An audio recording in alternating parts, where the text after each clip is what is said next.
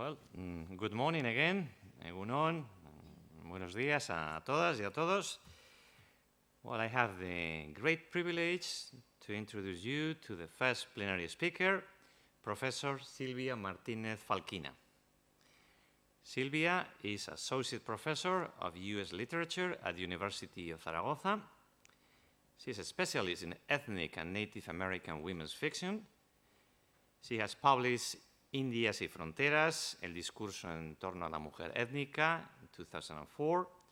She has also co-edited with Gordon Henry and Nieves Pascual a collection titled Stories Through Theories, Theories Through Stories, North American Indian Writing, Storytelling and Critique, in 2009.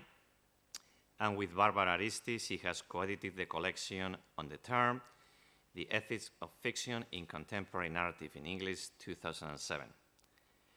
Her latest articles and chapters have appeared in Michigan State University Press, Rosnicki, Humanistes, sorry about my Polish, Lectora, Revista de Dones y Textualitat, Atlantis, Hiperhistoria, Humanities, and Paul Greig Macmillan.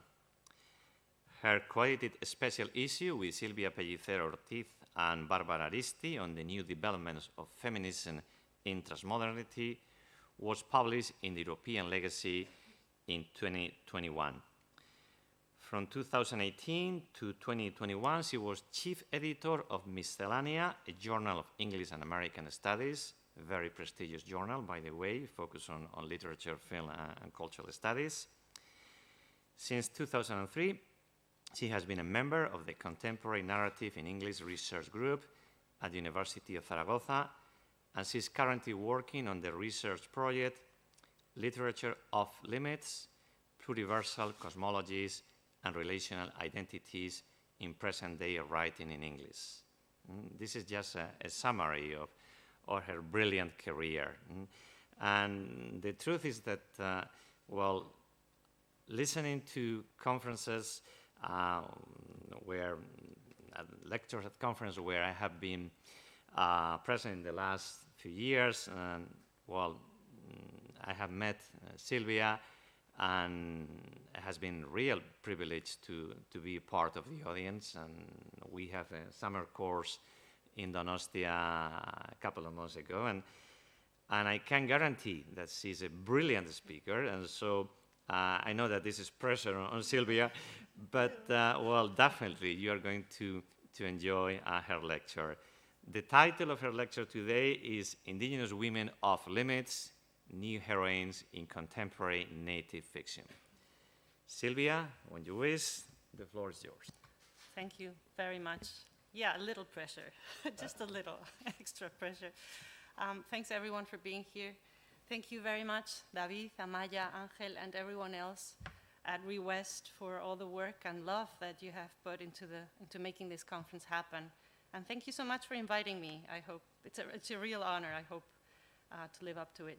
So within this fascinating and multi-layered world of the American West that we're going to learn so much about in this conference, I'm focusing on the indigenous, land-based, relation-oriented side of the frontier. The West is a region, as Nicholas Monk claims, in which Native Americans have clung to established cultural practices and have achieved a measure of geographical and temporal continuity. The West has also been a notable location for the struggle between the Western or Eurocentric capitalist modernity and its other over centuries.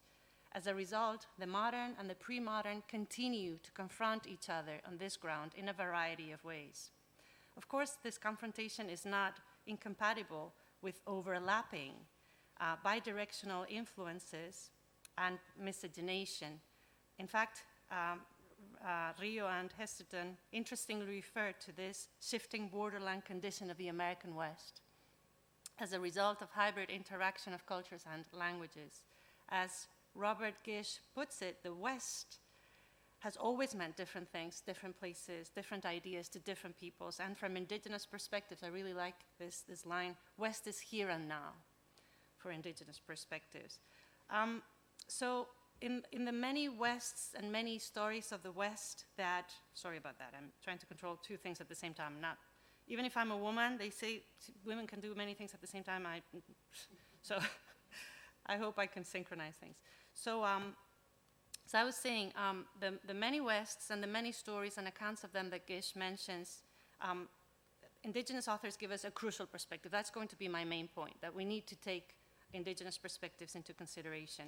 As they become an example of the vitality and increasing diversity of Western writing, they also call for a redefinition of the classic opposition between civilization and savagism. That's also one of the key points, which is at the root not only of what the West means, as we know, but also of the way the US, and I would say the whole world for that matter, function both socially and politically. So they're key in that respect.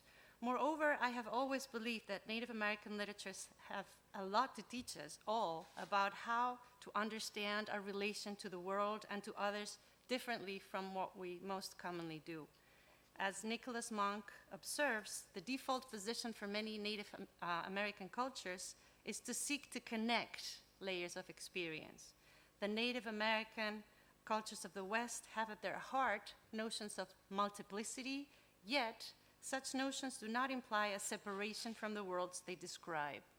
So connection without separation. Interestingly, these notions of multiplicity, simultaneity, and yet a paradoxical to Western ears, to our ears, move toward oneness, tend to foster an automatic respect for and easiness with the environment that is often absent from Western perspectives.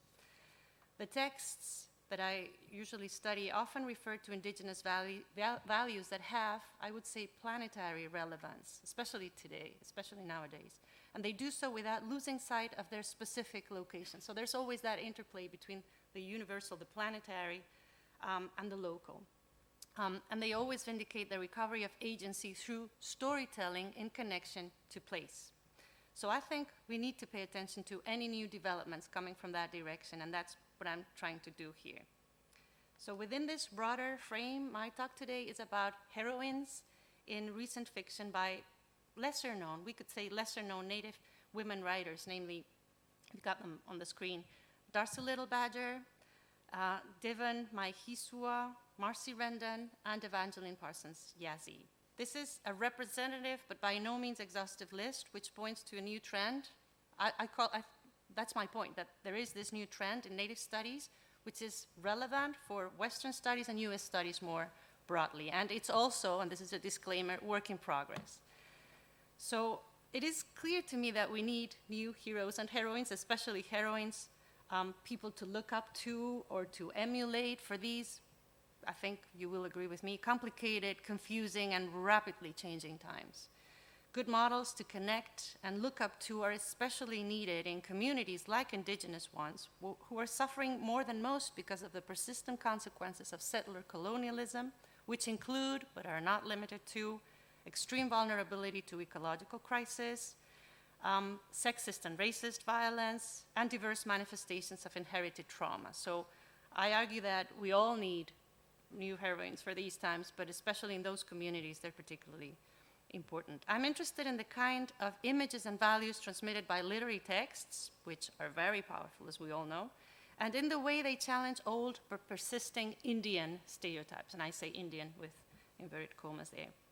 This is relevant because, as Nancy Mithlow states, in contrast to previous decades when racism was overt and common, as in the previous generation that she mentions, today racism operates more subtly through invisibility, misappropriation, and distortion of Native American identity through demeaning icons derived from the colonial gaze. So we need to be more attentive than ever because racism is not so obvious anymore, but it's still there.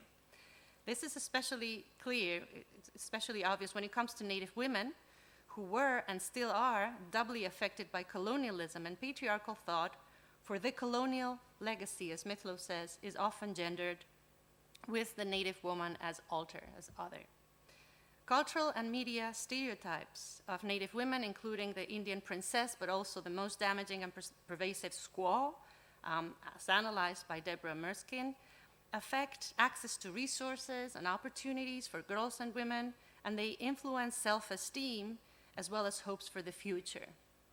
This makes it necessary to keep addressing issues of representation and power.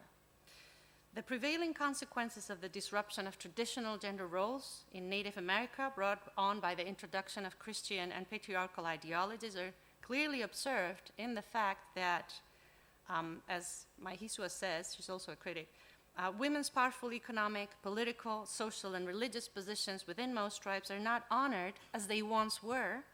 Violence against indigenous women has escalated, and many women suffer from psychological stress brought on in part by identity confusion.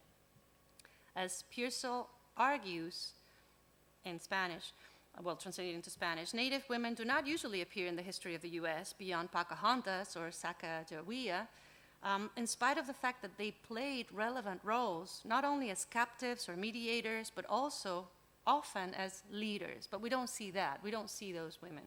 This is why it's important to challenge the West as a place of masculine, heterosexual, white hegemony and restore the indigenous woman to a central position. As far as my choice of writers is concerned, I'm departing from more classic works of Native literature, like the already canonical, at least in Native studies, Louise Erdrich, Gerald Wisner, Leslie Silko, Sherman Alexie. It has been more than 50 years since the inauguration of what has come to be known as the Native American Renaissance, with the awarding of the Pulitzer Prize to Scott Momaday's Housemaid of Dawn. That was 1968. The first wave of indigenous writing included him, Scott Momaday, as well as Silko, Wisner, James Welch, and they paved the way for the following generation: Erdrich, Alexie, Paula Gunn-Allen, Nila Northson, Simon Ortiz, Linda Hogan, Susan Power, Thomas King, Hyde Erdrich, David Troy, among many others. In recent years, lists, you Google and you find lists of books by indigenous writers you cannot miss, or emerging voices in Native American writing. These lists have grown exponentially, and the names on those lists have grown. And we're now in the middle of what is coming to be known as the third wave of indigenous writing. Louise Erdrich, who apart from one of the most, if not the most, acclaimed Native American authors, and is also an independent bookstore owner, says that she's rejoicing and thrilled about this third wave. She says so as a writer, but I think also as a bookseller. She says so many people are out there writing, and so many people of all different backgrounds, all different sensibilities, different languages coming into consciousness. It's a very powerful time, and it makes me very grateful. So authors like Little Badger, Rendon, Mahisua, or Yazzie exemplify what I see as a new trend in indigenous fiction, which refers back to, but also departs from, and this is my point, previous, more classic Native texts and trends and themes and forms. Their works may be, and they probably are, they are less nuanced or multi-layered than those by Erdrich, Wisner, or Silko, but also more direct and accessible for both indigenous and non-indigenous audiences. Because sometimes Native American texts can be difficult for people who don't know the culture. That doesn't happen with these texts. The authors denounce the violence of settler colonialism and vindicate their respective tribes' traditional values, so they do that. But they also refuse to stay within the limits of expectations about Native American literatures, introducing elements that cannot be easily considered traditional. So there are some purists among Native American critics who will say, well, this is not Native American writing, you know. So they're not as traditional in many respects as the previous ones. They, who keep writing, by the way, they're not gone, but they also engage in an interesting conversation with non-indigenous generic forms, like the fantasy novel, young adult literature, crime fiction, or the romance novel. The resulting fiction negotiates both the limits imposed by settler colonial representations and those inherited from the indigenous traditions. So they acknowledge both as part of present-day identity, both the indigenous and the non-indigenous tradition, but they refuse to submit to them fully. So they are off limits somehow. All in all, I think that while maintaining a strong and explicit link to their tribal communities, and this must be very clear, they do keep that connection to their tribes, and they explicitly connect to them. While they do that, they're also calling for their right to write how they want about what they want. Thus, I think that they're vindicating their presence in US literature on their own terms. They're not letting people's expectations, readers' expectations, critics' expectations, to tell them what they have to write about. And I think that's something to think about and to look into. Another feature of this trend is that it is sustained on female protagonists who acknowledge but resist the limits of stereotypical characterization, vindicating their right to live off limits too. In fact, challenging and revising the limits related to their gender and racial identity. These characters are strong and talented, but also vulnerable and sometimes a mess. They're good, valued members of their community, but they're also outcasts or misfits of sorts. They are smart and intuitive, but also often at a loss when it comes to define what it means to be an Indigenous woman in their communities, which points to cultural identification as a process, not something that you have, but something that you have to work through, at least partly contingent on agency and choice, so identity as choice. All in all, these heroines are imperfect, but inspiring role models and examples of Indigenous survivance, which is Gerald Wisner's term to point to the necessary combination of survival and resistance. In the words of, I'm not using Wisner's quote here, but Grace Dillons, she's an Indigenous futurism critic, and she says that survivance asserts native presence and pushes back against the assumption that the only historical identity available to Indians in a post-manifest destiny world is that of victim. That's a key idea, to resist being a victim, which is not easy to do if you're an Indigenous person. These women characters are affected by loss, of course, and often tragically so, but they're heroines, not victims.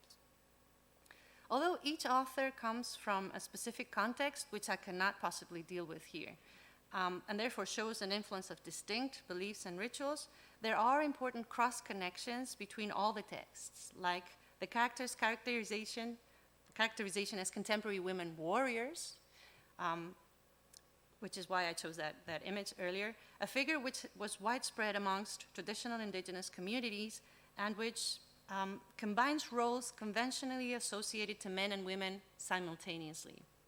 In her study of this figure in the Plains tribes, as one of the many female role variations in American Indian communities, Bia Medicine connects it to the need for self-assertiveness in times of crisis. She says that's when those warrior women are most important. She associates cross-sex talented people not only to social approval, meaning that they were not just accepted, but highly valued in their communities, but also, interestingly, to the psychological well-being of peoples who lived in societies with highly dichotomized gender expectations. So they played a very important role. Also, in her study of the representation of Indigenous warrior women to trace the queerness of the American West, Lisa Tatanetti focuses on a warrior's daughter, this story by Yankton Sioux author Tsikalasa, which was published in 1902. So the protagonist of this story, to see, embodies, that's a quote, a productive, protective, and affective form of female masculinity that hinges on familial relationship and tribal responsibility. That's the point that I want to emphasize, the familial relationship and tribal responsibility, where relationship or family means not just your nuclear family, but everything around you, including nature, the world, other people, the past, dead people, future people. So relation is a key element here. As we will see in these novels, an essential feature of the warrior woman's role, which adds to her strength, I argue, is precisely this acknowledgement of relationality, which is a traditional value, but it's reinterpreted to suit the contemporary times. And I think it's a value that we should learn from. So the first, I'm going to be talking about the first of the four texts in a little bit more depth, and then I will move on through the other three a little bit more quickly. So this is Elatsoe Ellie Bride. So she's known as Ellie. She's the protagonist of Elatsoe, published in 2020. It's the first novel by Lipan Apache. I'll come back to this later, but this is the author, writer, Lipan Apache writer Darcy Little Badger. She's very young. She defines herself as earth scientist. She has a BA in geosciences and a PhD in oceanography. She also defines herself as writer and fan of the weird, beautiful, and haunting. She identifies as biracial and a queer Native woman, and she's involved in Indigenous futurism. This movement consists of various forms of art, which are framed in the context of science fiction and related subgenres, but at the same time reflecting Indigenous ways of knowing, traditional stories, historical, contemporary politics and cultural realities. So she's involved with that too. So Elatsoe has been classified as a supernatural fantasy or speculative fiction. However, that's the list of awards that she has received. I want to move on to the generic characterization or categorization. I would like to use another label to categorize this text, which is wonderwork, introduced by Cherokee scholar and writer Daniel Heath Justice to escape the limits of non-Indigenous genre categories. So he wants to escape the Western terminology, let's say. He says that terms like futurism or speculative fiction or supernatural fantasy are limited to refer to Indigenous imaginings. So they're too limited and limiting. He says, wonder is a word rooted in meaningful uncertainty, curiosity, humility. It places unsolvable mystery, not fixed insistence, at the heart of engagement. Wondrous things are other and otherwise. They remind us that other worlds exist, other realities abide alongside and within our own. Wonderworks, then, are those works of art, literary, filmic, etc., that center this possibility within Indigenous values and toward Indigenous decolonial purposes. So he uses this for a decolonial, with a decolonial motivation. Elatsoe is also a young adult novel, and as Zua Zitzma states, the rich and growing body of American Indian and Canadian Aboriginal young adult literature has much to offer in and beyond Native literary studies. As Sherman Alexie noted in his National Book Award acceptance speech, young adult texts have more power than works of adult literary fiction do to reach large, diverse, impressionable audiences. I would add that Indigenous young adult texts represent Native experiences with as much and sometimes more complexity than their adult counterparts do. So apart from these generic relations, Elatsoe is very much rooted in place. This is also something that the four texts authors have in common, this rootedness in place. More concretely, in this case, Texas, or an alternate Texas where magic is extended. So this is the real world, the world that we're familiar with, but also there's magic and vampires and monsters of all kinds. And also the fictional town of Willoughby. So when Elatsoe arrives in this town, Willoughby, she reads this welcome sign. Willoughby, Texas, population, just enough. The word Texas looked new, as if fresh paint had been applied over graffiti. Ellie wondered what the paint was hiding. So there are several layers to this sign where the fresh paint indicating the state covers a mystery about the town's origins. So is this really Texas? Because it doesn't look like Texas. Willoughby is celebrating its bicentennial, and Elatsoe, who's a good student, wonders, bicentennial, 200 years? That's older than the state of Texas. Also, as she gets around, she realizes that the town architecture was unusual for the region. It seemed inspired by colonial New England, so a colonial New England town in Texas. And more on that. Beyond the shopping district was a neighborhood of 2-story wooden houses with 2 green, freshly cut grass lawns. South Texas was naturally a dry, yellowish country during the best summers. That year, a drought had aggravated matters. In some cities, people barely had enough to drink. The lush grass of Willoughby must take daily watering. It had wealth.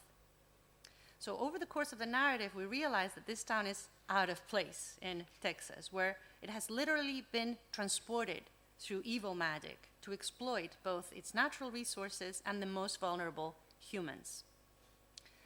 So Ellie is an intelligent and brave Lipan Apache teenager who loves comic books. She's not interested in romance. She's described as asexual by another character, and she wants to be a PI, a paranormal investigator.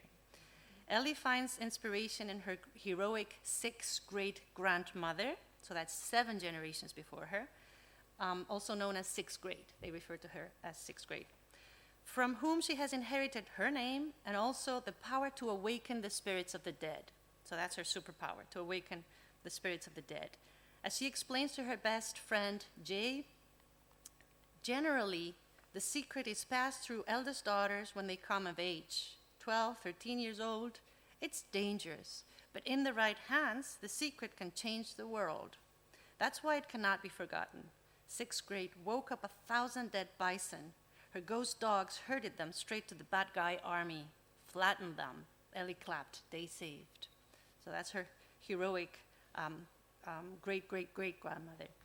Ellie has raised the ghost of her dog, Kirby, an English Springer Spaniel, who's now her most loyal friend and protector. She's very explicit in her acknowledgement of her ancestors, her mother, her grandmother, all the way back to the 7 generations before her with 6th grade. But she's also aware of how the world has changed and she needs to acquire new knowledge now, which is why she's planning on going to college. She wants to join the North Herotonic University Invasive Monster Program. In fact, Ellie needs all the knowledge and all the help that she can get. As we find out as the story develops, Willoughby was founded back in Puritan times by a Nathaniel Grace, who had the ability to pass a sickness or injury from one body to another. So if someone was hurt or sick, they switched, and the other person died instead of the rich person, as you can imagine. So this evil has been transmitted and continued, and the whole town puts a bounty on the indigenous, the poor, and the vulnerable. Its familial line of doctors steal health to glut the rich. So that's how they exploit people. But they have not only taken people's lives, they've taken also everything else, you know. All the water, for example, they'll take everything eventually. That's what leeches do. So this is the new evil that Elatsue has to fight. Luckily, and even though she is the unquestionable heroine of the novel, she's not alone, and this is an interesting thing. She never acts alone. There's always this gang, this group, this circle of friends and relatives with her. So her second best friend after her ghost dog, Kirby, is Jay, a white cheerleader with powers of his own associated to his Irish ancestry. He's descended from Lord Oberon and can create what they call a will-o'-the-wisp with his hands, a white marble-sized globe of light. So there's the indigenous powers and the Irish powers that he has. But this is a kind of power that is bound to disappear soon. So there's some nostalgia, too, about how those powers are not going to survive in the contemporary world. So these kids, because they're teenagers, they have to learn something new for the new world. So Ellie and Jay do things that typical teenagers do. They discuss their favorite ice cream flavor, school, their parents, their future. They use contemporary technology, communicating with cell phones and using them to record and stream videos for evidence when they're doing their investigation, and also when confronting the bad guys, including monsters and vampires. They also investigate the death of Ellie's cousin, Trevor, who appears to her in a dream, asking for help to protect his family from the murderer. So in Lippin belief, a person's last breath carried them to the underworld. Perhaps with that breath, they could speak a last message, whisper it into the ear of a receptive dreamer. So that's Ellie, the receptive person. Ellie's mission adventure, with Jay in a supporting role, will be to kill the evil that has taken Trevor's life, using her ability to move between two worlds, this one and the below, which is the world of the dead, and then restore the lost order. Ellie's powers are inherited from her ancestors and also sanctioned by her contemporary circle of friends and relatives. So, for example, trying to keep her safe, her father warned her against acting against acting like a superhero in her comic books. She says, "You're not one of these superheroines." So referring to her as a heroine. And then when Jay asks Ellie if all her ancestors were superheroes, she responds, "Yes." She said, "We live in the shadow of 6th grade, though," which is like the greatest superhero. She had a better resume than most tall tale characters. "You're intergenerational theme, because, you know, 6th grade is present still, even if she's dead. Her shadow and your shadow are the same thing, growing with time, soon eclipsing us all. So there's this intergenerational help that she gets to. Ellie also remembers how on a hiking trip with her cousin Trevor before he died, they found a monster, the epitome of ancient evil, known as the leech, that was supposed to have been killed decades before by 6th grade, but it's still there. So to fight it, Ellie wakes thousands of dead mosquitoes. She can summon the dead. So she summons the dead mosquitoes in the area where they find the monster, and basically they kill the monster. So when this happens, her cousin Trevor says to her, "You will be a superhero." So it's true that Ellie has finished 6th grade's task, but she cannot be completely happy. She says, well, the narrative voice says, "It should have been a proud moment, but Ellie also felt profoundly sad. The leech was the last of its kind. The monsters of her ancestors had been replaced by different threats, invasive creatures, foreign curses, cruel magics, and alchemies. Vampires were the new big bloodsuckers." So there's some nostalgia for a long-gone, simpler kind of life, and an awareness that a new type of heroine is needed for Ellie's times, with new dangers, new uncertainties. Because she needs to practice her skill, she gets some trilobite fossils from a museum store, and she brings them to ghostly life. But at some point, this gets out of control, and she ends up visiting the underworld. So the limit between one world and the other is broken somehow.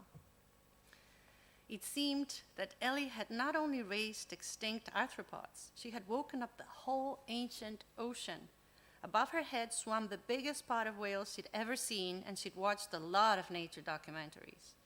Blue whales, humpbacks, sperm whales, and species she could not identify floated together, sharing a pod. Some were so high they seemed to skirt the edge of the atmosphere. This wasn't an ancient ocean, it was every ocean since the beginning of time. Ellie was submerged in the sea of the dead. The neighborhood was rapidly transforming into a strange version of Atlantis. So she realizes later, with the help of an elder called Dan, that she has visited the underworld, and that she's lucky to have survived, because not many in the ancestral stories of the Lipan who've gone there have made it back. So Ellie's ability to walk between our world and the land below, where ghosts and monsters dwell, is a result of her sensitivity to relations and her familiarity with all creatures, living and dead.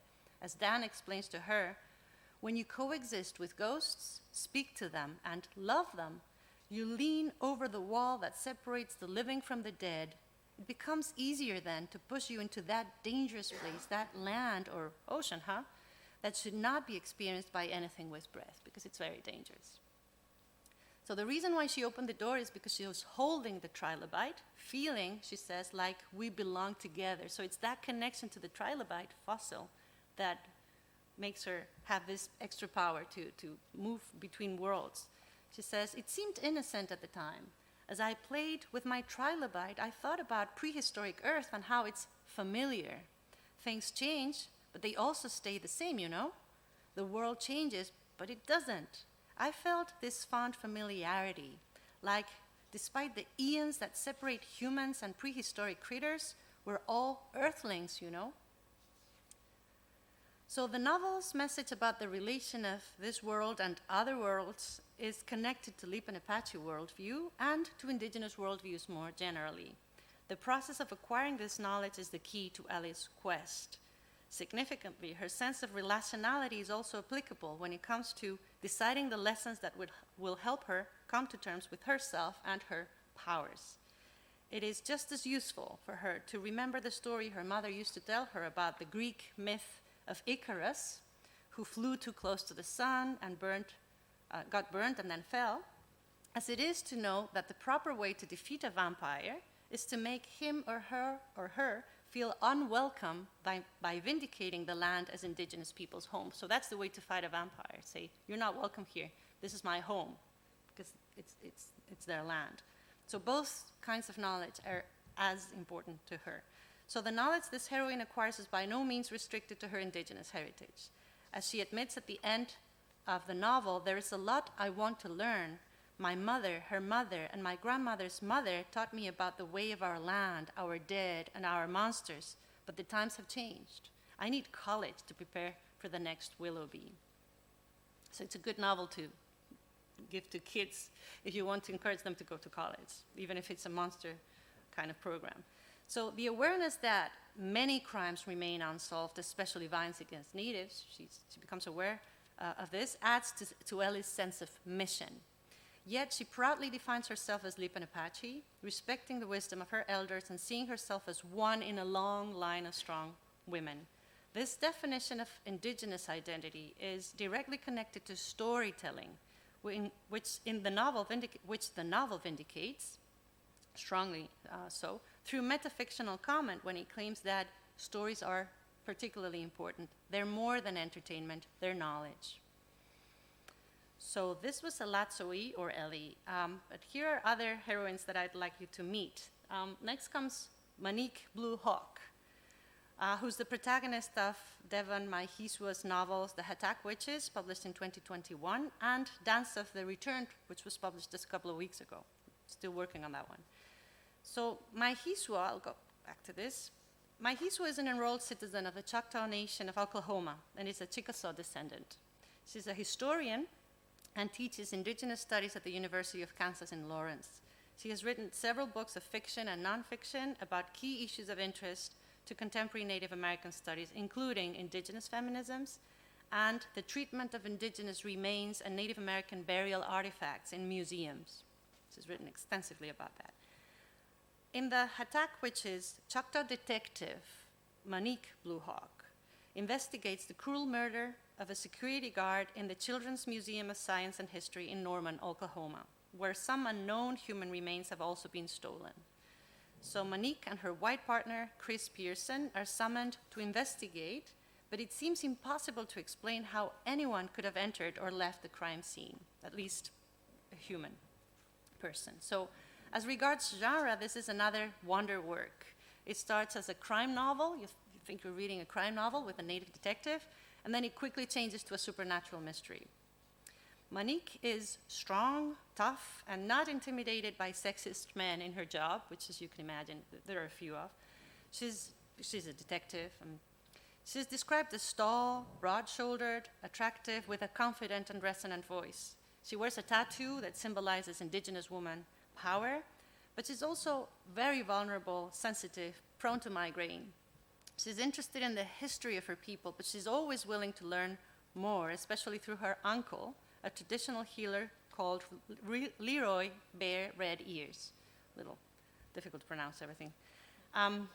Monique has dreams and visions, which are, as Leroy tells her, memories. So her visions are really memories from the old ones. For knowledge is not only in stories, but also in the blood, he tells her. And you need a special sensitivity to hear it. So again, we have this heroine who has this special sensitivity and openness to different things. Both the novel and the heroine are very strongly rooted in place, again. This is very important in this text too, which is presented through detailed description.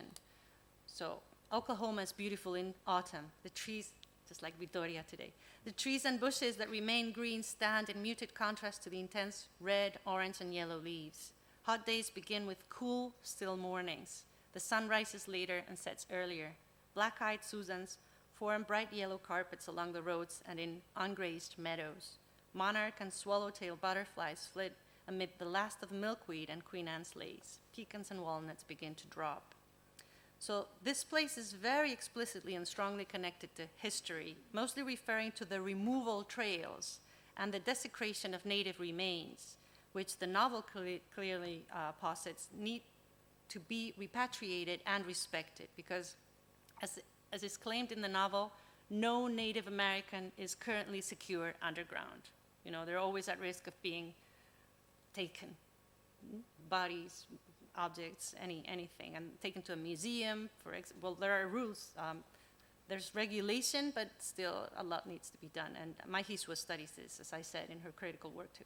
So the novel responds to settler colonialism with vindication of Choctaw cosmology and ritual, which is also directly connected to place, as I said. The vortex of Choctaw stories, which also connects to hollow earth theories, is a magical place referred to as the hollow, where all kinds of creatures live, and where, as our detective finds out, two worlds communicate. Again, we have this communication between two worlds. The hollow is a door to the underworld, and the witches have used it to try, so the bad guys here are witches, they have used it to try to reestablish themselves as the powerful creatures they were when the tribe lived in Mississippi. The evil ones are still here, mostly unseen, but clearly present to those who looked closely. Again, she has that power to see. When aware of her power, they attack Monique, these witches. She calls Leroy for an explanation. He explains to her.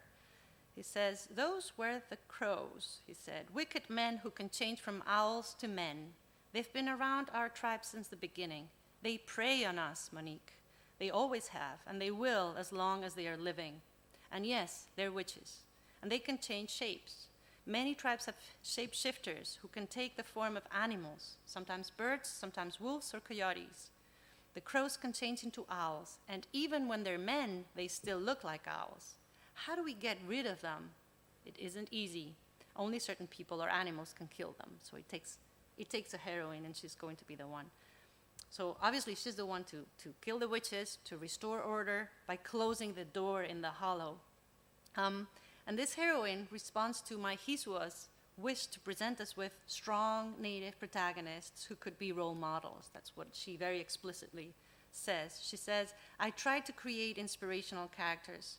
My other novels feature strong females. Monique is traumatized from the death of her brother and frustrated with tribal factionalism. She might be slightly addicted to her beer and has a hair-trigger temper, but she doesn't wallow around in angst. She's proactive, and I'm hopeful she can serve as a role model." These imperfections, or proof of humanity, combined with Monique's courage and historical knowledge, that's very important, make her a heroine for her time and place, the one set to decipher the workings of evil and kill it, at least temporarily, because that's the only way to kill evil, as all good heroines know, only for now. We'll always come back, so we will always need another heroine. Next comes Ninaniba, the protagonist of Her Land, Her Love, published in 2014, and the first of a tetralogy about a Navajo family at the time of the 1864 Navajo Long Walk, which includes, this is Her Land, Her Love, but it also includes Her Enemy, Her Love, Her Captive, Her Love, Their Land, Their Love, The Return Home. So yes, it is about love. A descendant of the people who went through the Long Walk, the author, Evangeline Parsons Yassi, who died last May, aged 69, was originally from Hard Rock community on the Navajo reservation and was considered an authority on Navajo culture, language, and history. She also published textbooks and children's books. So Yassi's Her Land, Her Love is a romantic historical novel based on traditional stories of the Navajo Long Walk, a traumatic event which defines contemporary Navajo identity and which is passed on by Navajo elders, they say, the same way Jews talk about the Holocaust. So that's their own Holocaust for the Navajo. The novel covers the protagonist's family's life before, during, and after the Long Walk.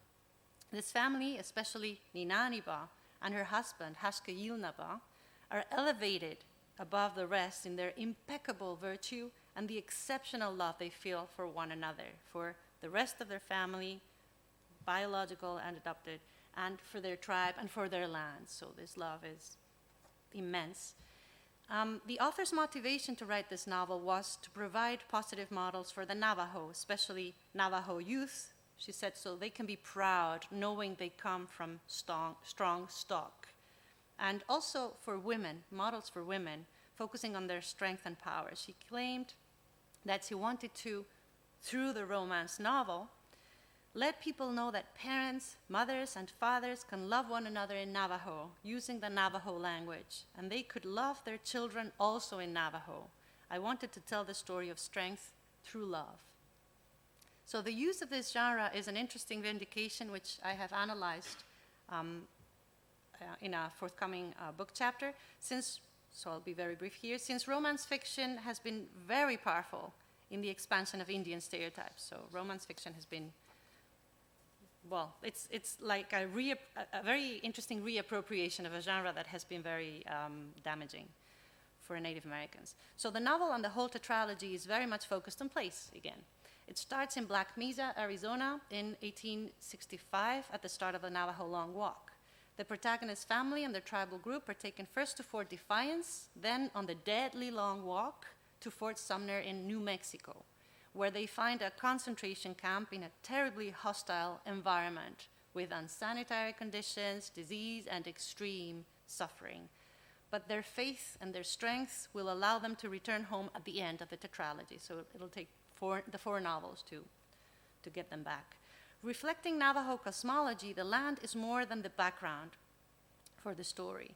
Their forced removal from their mountains, rivers, the sheep that they used to have, leaves the people with a sense of bereavement, which is also a way of understanding indigenous trauma. It does not only refer to human loss, but also to the loss of lands and traditions and everything.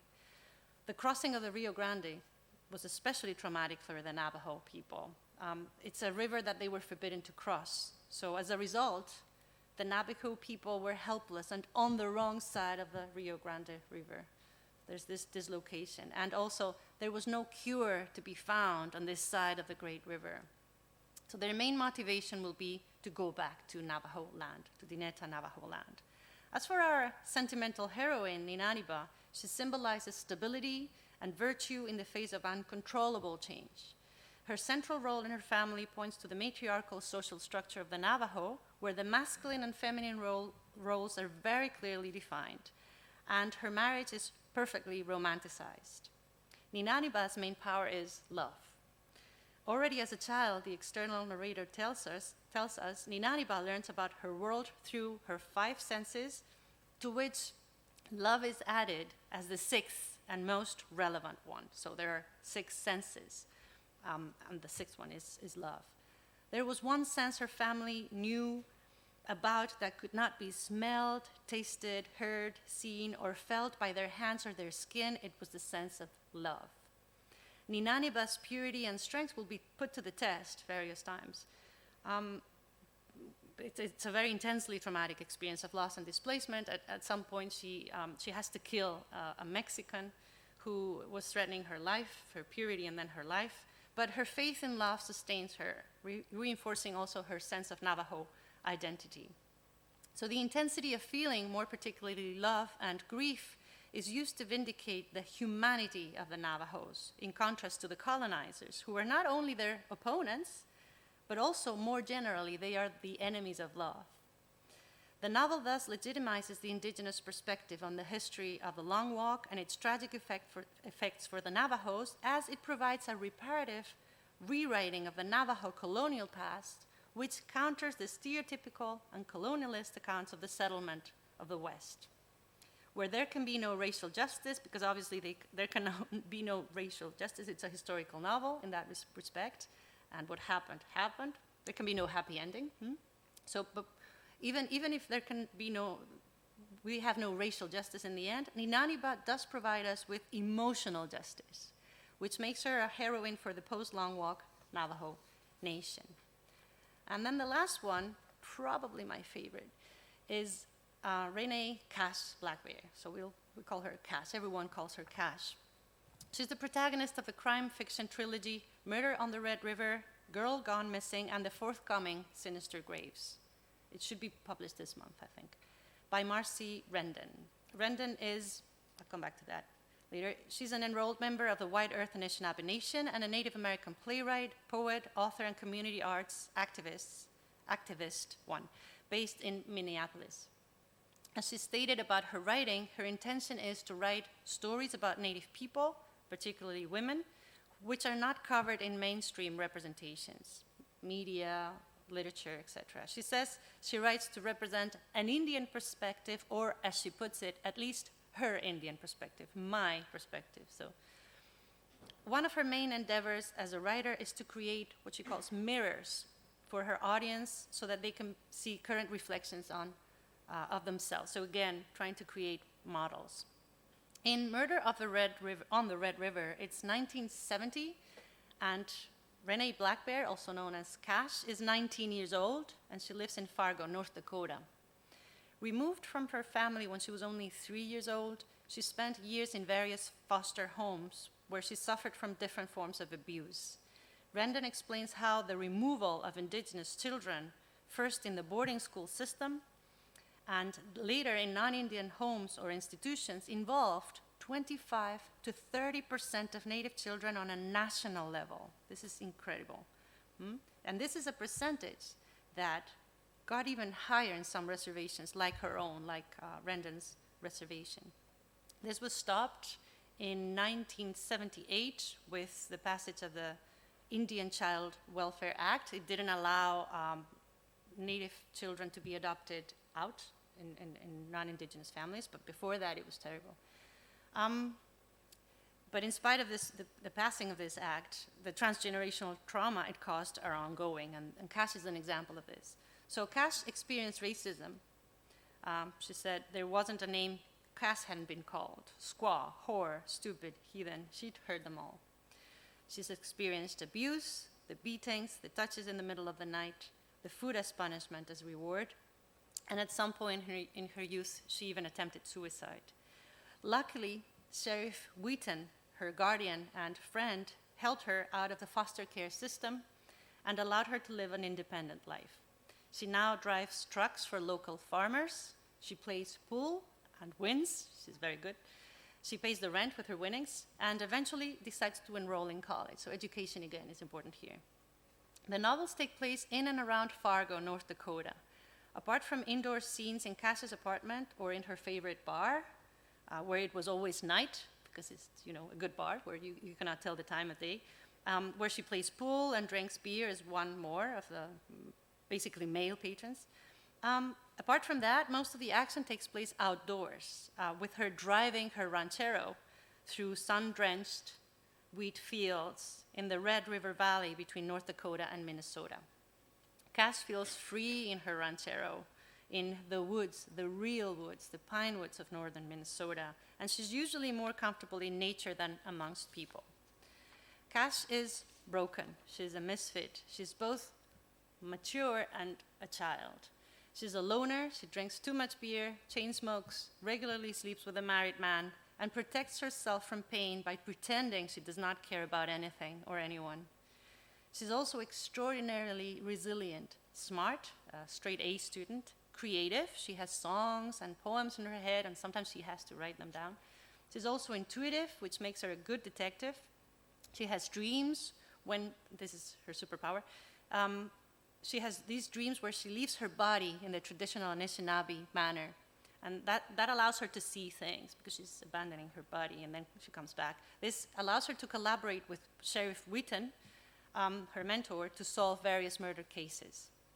So she's not a detective officially, but then she helps the detective. In this novel, a Native American man has been murdered. As she tries to find the murderer, Cass meets the victim's young widow, who drinks herself to death, and their children, who are now going to be, because they've lost both parents, they're going to be the victims of the foster system, just like Cash was. So she sees that, and the rage and grief at the situation gives her strength and motivation to solve the crime, becoming a kid protector. I like to see her as a kind of catcher in the rye, who believes that the only job of big people is to protect the little people, so that what happened to her doesn't happen to anyone else, which is difficult in the context. So Cash is a new heroine who revises the tradition of other, usually Western male heroes. Some features connect her to the typical frontier man. She's tough, with a high sense of justice, moral good, and courage. And in fact, the novel includes several references to images of the West, as in the fact that she had a tin coffee pot like she had seen in the cowboy movies, or when she confronts the murderer that she has to fight and then finally defeats. He tells her, "You think you're slick, huh, girl? Think you're living back in the Old West? A scout, maybe? Thinking you can track the outlaws like Tonto, Geronimo?" So Cash does not seem to be very happy, but she does not fall into self-pity. Like the heroine she is, she's a kind of savior of people who are more vulnerable, even more vulnerable than she is right now, sacrificing her own life in the process. She provides the model to follow, proving that no matter how terrible one's past has been, one can grow up to be a good, independent, and heroic woman. So for those characters who know them in their respective stories, within the novels, inside the world of the novels, Elatsoi, Monique, Ninaniba, or Cash represent hope. For readers, for us, they are a reminder of the many different voices that, if properly attended to, can illuminate our view on the world and of the fact that Indigenous peoples are not a thing of the past. That's something that we still need to remember. I'll finish with this quote by Elizabeth Lapensee when she says that Indigenous art is often perceived as resistance, when in fact it is our very existence which is an act of resistance. So we can see that through the texts. And these texts also offer a fresh and interesting example of Indigenous literary resurgence that needs to be considered in any account of the American literary West. So that'll be all. Thank you very much.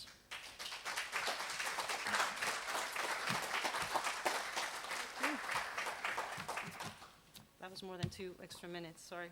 Okay. Thank you so much, Silvia, for this brilliant lecture.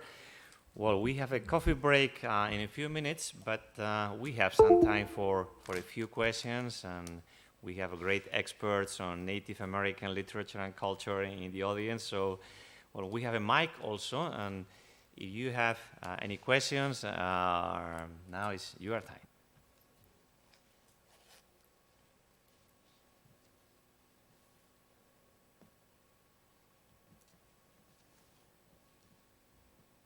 Please. Any questions, comments? Complaints? Complaints, Silvia said. Yes, the mic, do you have them? I think we have the mic. Yeah, yes. If you don't mind, we have Hank, please, go ahead.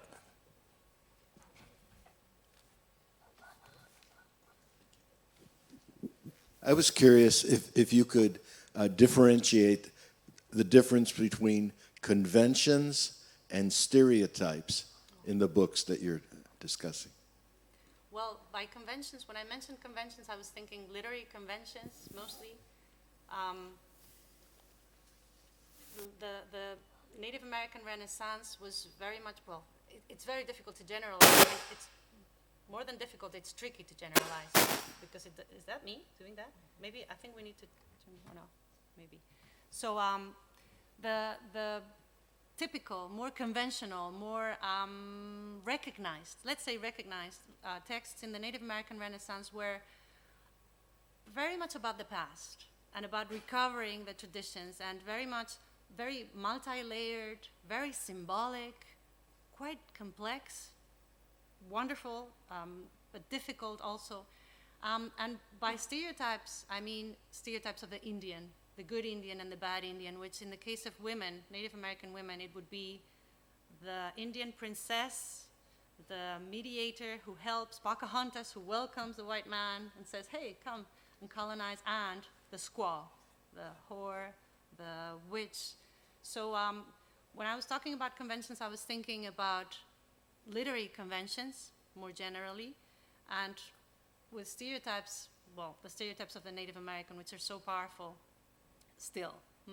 I don't know if that answers your question, or if you want to go somewhere else with that. I was thinking with the second part, it reminds me of the novels of Zane Grey, that with the stereotypes over and over. Well, yeah, the stereotypes appear over and over, especially when we're talking about Native Americans. They're very powerful, and I think everyone can imagine typical Indians, Indian as in with inverted commas. The thing about these authors is that they recover those, they don't totally discard those stereotypes. And that's an interesting analysis that we have to bring into these texts too, to what extent they recover the stereotype and they play with it for their own purposes. Like in many cases, in some of these cases, the magical Indian, the spiritual Indian. And when I say Indian, please read it as inverted commas, italics, some kind of emphasis there. They don't totally discard them, because I think, Gerald Wisner says that they are post-Indians. And as with any post, you know that whatever is posted is still there.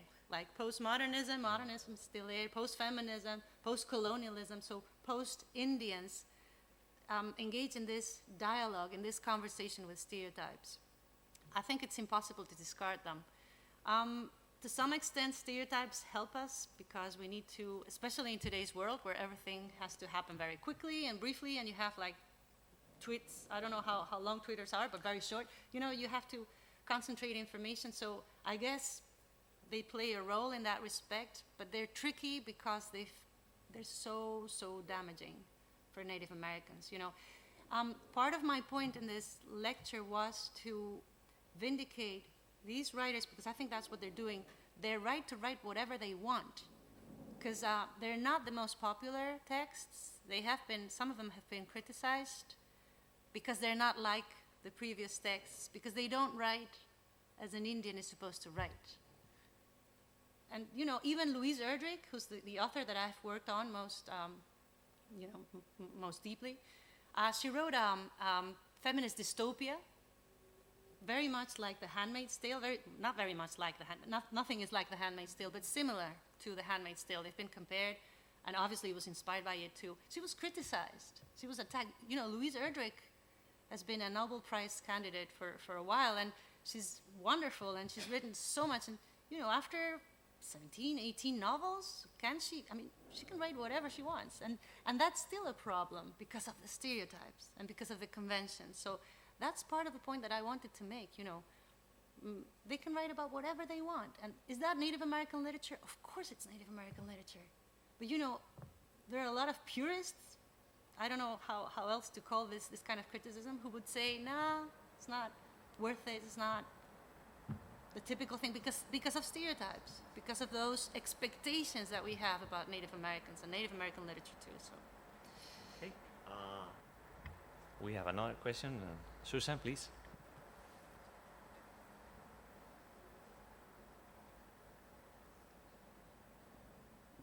Thank you.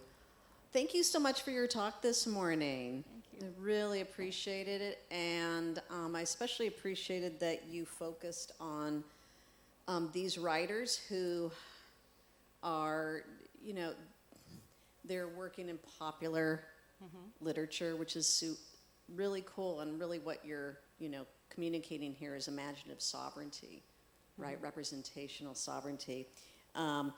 And I don't know if you've seen the new Prey movie. No, I haven't. Oh, and Amber Midthunder, who you need to add to your women warriors. It's so badass. Also, there's a Comanche version. So if you want to have fun, try watching in Comanche. Okay. Still very interesting. I'm still trying to kind of think through what you shared today, but I wondered if you could speak a bit to the extent to which you have examined how these writers are situated in their home communities. I'm just thinking particularly about how important YA literature is to youth and the focus on youth. Aragon Starr, the comics artist, really focuses her comics on communities, goes to high schools, goes to tribal schools and shares that, and kind of, to me, it's much less about what the establishment wants out of Native authored lit and what's important to Indigenous communities, which I think these books really serve, even as, of course, they're, accessible to other folks. Yeah, as I said at the beginning, it's work in progress, and I thought, that's one of the fields that I still have to examine. I know that the reception of Alatsowi was quite positive, and not just about within the community, but also outside the community. And but I have also read very quite negative reviews of my Hisua's text. And I know that she is always, so I wonder, I'm assuming that that connects to your question. My Hiswa always kind of uses this disclaimer about how she writes, but she's not unveiling, she's not revealing anything that could upset the Choctaw community. She says, I'm not writing about anything that has not been published about or that you cannot easily find on the internet. So that kind of protective attitude makes me think that she's not always, positively received by her own community. I haven't examined it in more detail, but I know that's something to do research on, to do a lot of research on. As for Yazi, I know that she was, I know that amongst the Navajo she was very much valued, and I think that the reception of her texts, the tetralogy, I think it was quite positive amongst the Navajo, because she was considered this authority in Navajo language, which she uses. She combines English and Navajo in the book. And she was considered this authority. And the fact also that what she wrote about came from storytellers, that gave her the authority to write the stories from that perspective. So I know that was very positively received. I have my doubts about my Hiswa. I know that Elatsui was quite positively received, but I think also within the non-Indigenous culture, the non-Indigenous tradition. And about Rendon, I don't know about Rendon. I don't know, because she's quite popular with everything else that she's written. So I think so. Yeah, I think so. I think she's respected because, I wonder about my Hiswa, but I think it's much of the criticism that I've read has to do with literary form and with the editing and how her novels, this one in particular, may have lacked some editing, some revision, I don't know. But yeah, the way that she has to protect herself saying, I'm not revealing anything. But yeah, that's, the thing is, I've been focusing on the cross, the connections of the four, but every single one, I haven't even been able to mention anything about their own different cultures, but they're totally different in that respect and unique. So anybody in the audience who's thought, oh, they're so similar, so connected, they are. I have connected them, but they're not. They belong to very different traditions and very different communities with different reception, as you've very rightly pointed out. Thank you so much, Silvia. And I'm afraid we don't have more time for questions and comments because we have the coffee break and then we have another session, but we'll be ready for comments and questions during the coffee break. And we might even talk later about this idea of this division between being a victim and being a heroine. To me, I think that, there is possibility of being both of them in these stories. But, as I have said earlier, we have now the coffee break. It will be in the cafeteria on this floor. So again, thank you so much, Silvia.